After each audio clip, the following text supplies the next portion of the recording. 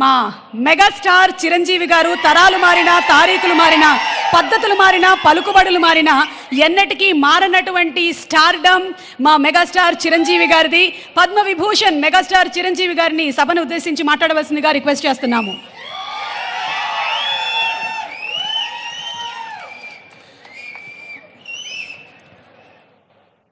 గౌరవనీయులు మన ప్రీతమ ముఖ్యమంత్రి శ్రీ రేవంత్ రెడ్డి గారికి, అలాగే మంత్రివర్యులు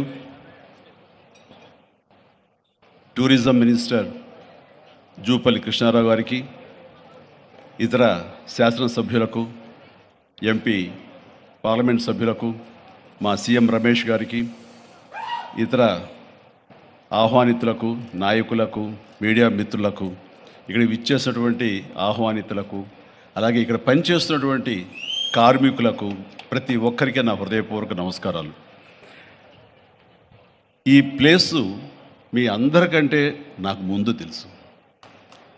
2000 సంవత్సరంలో రామ్దేవ్ ఇది ప్రారంభించినప్పుడు ఇక్కడ కొన్ని మొక్కలు పాంప్లెట్ వేసి మా ఇంటికి తీసుకొచ్చి, మీరు ఇల్లు కడుతున్నారు, ఏదైనా ఉపయోగపడుతుంది చూడండి అంటే వెంటనే ఎంత ముచ్చరేసిందంటే, ఎప్పుడో విదేశాలకు వెళ్ళినప్పుడు ఇలాంటి మొక్కలు, ఇలాంటి కళాకృతులు, ఇలాంటి అద్భుతమైనటువంటి సజీవ శిల్పాలు, జీవం ఉన్నటువంటి ఇలాంటివి చూస్తుంటే ఇలాంటివి మనం తీసుకెళ్ళిపోతే బాగుండే, వాడ షిప్లో తీసుకెళ్తే బాగుండే అని అంత టెంప్ట్ అయ్యేవాడిని. అలాంటిది ఇక్కడ హైదరాబాదులో ఈ శివారుల్లో ఒకటి లభిస్తుందంటే కనుక చాలా ఆనందంగా ఉంటుంది. రామ్దేవ్ ఫస్ట్ ఆఫ్ ఆల్ నేను కూర్చున్న చోట బయట కనపడకుండా నాకు ఏదైనా ఫెన్సింగ్ లాగా ఉండాలి, అలాంటి గుబురుగా ఉండకూడదు అంటే అక్కడ చక్కగా కొమ్మల్ని ఒక ఫెన్సింగ్ లాగా అల్లి పైన మాత్రం గ్రీన్ ఉండేలాగా పెద్ద స్క్రీన్ చేశాడు. అది ఇప్పుడు చూస్తుంటే కనుక ఎంత బాగుంటుందంటే బయట నుంచి చూసేవాళ్ళకి నేను జైల్లో ఉన్నట్టు ఉంటుంది, అన్ని కటకటాల్లాగా ఉంటుంది.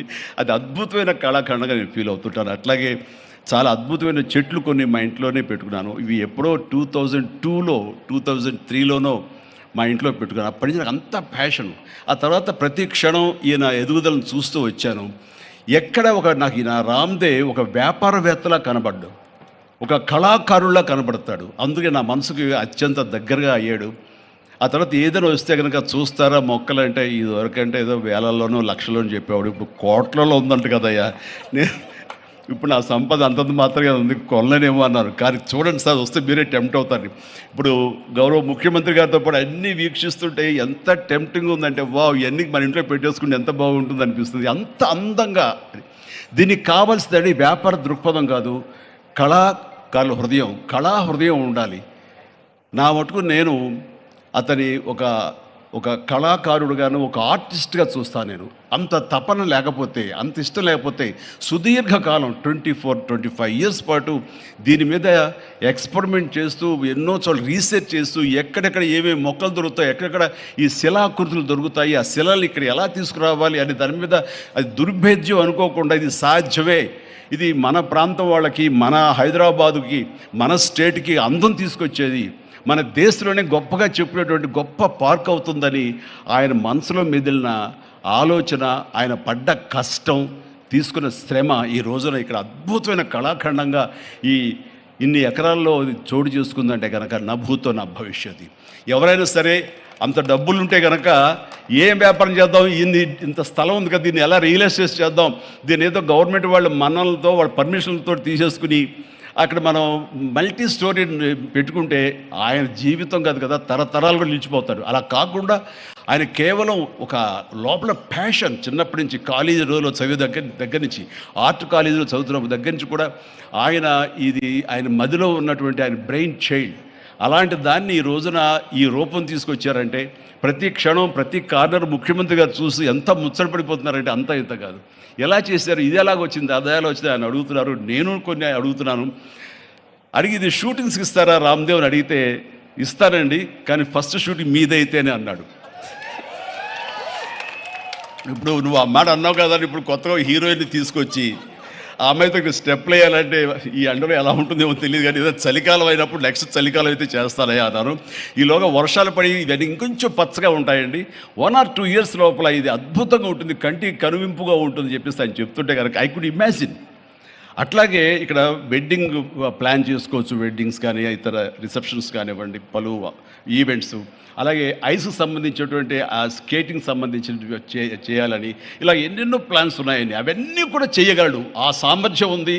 అలాగే ప్రభుత్వం కూడా ఖచ్చితంగా సపోర్ట్ చేస్తారు, అందుకు సమాయుత్తమై ఉన్నారు ఆయన. అందుకనే ఎంతో బిజీగా ఉన్నారు సీఎం గారు. ఇవాళ చూస్తే కనుక మనుషులు ఇంటి చుట్టూ ఉన్నారు.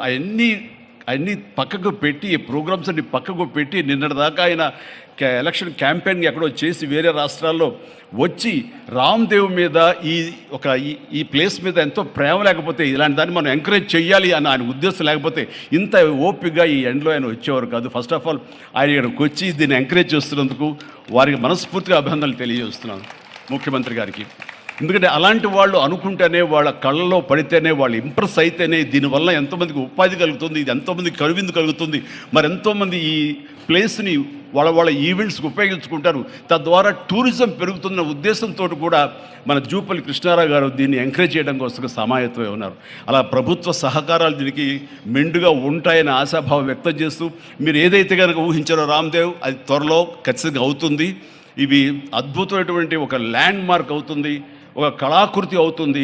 అది రాష్ట్రానికి వన్నీ తీసుకొస్తుంది, హైదరాబాద్కి తలమానికంగా ఉంటుంది. ఒక హైదరాబాద్ ఒక ఇల్లు అనుకుంటే, ఇంట్లో ఒక అద్భుతమైన పెయింటింగ్ పెట్టుకుంటే ఎంత బాగుంటుందో, ఆ పెయింటింగ్ ఈ రోజున ఈ ఎక్స్పీరియన్స్ తోటి నేను చెప్తున్నాను, this will be a beautiful piece of art. అందుకని మరొకసారి వారికి నా హృదయపూర్వక ధన్యవాదాలు, అభినందనలు తెలియజేస్తూ ఈ అవకాశం వచ్చినందుకు అండ్ సీఎం గారితో నేను ఈరోజు ఈ ప్రోగ్రాంలో పాల్గొన్నందుకు నా సంతోషాన్ని తెలియజేస్తూ all the very best, god bless.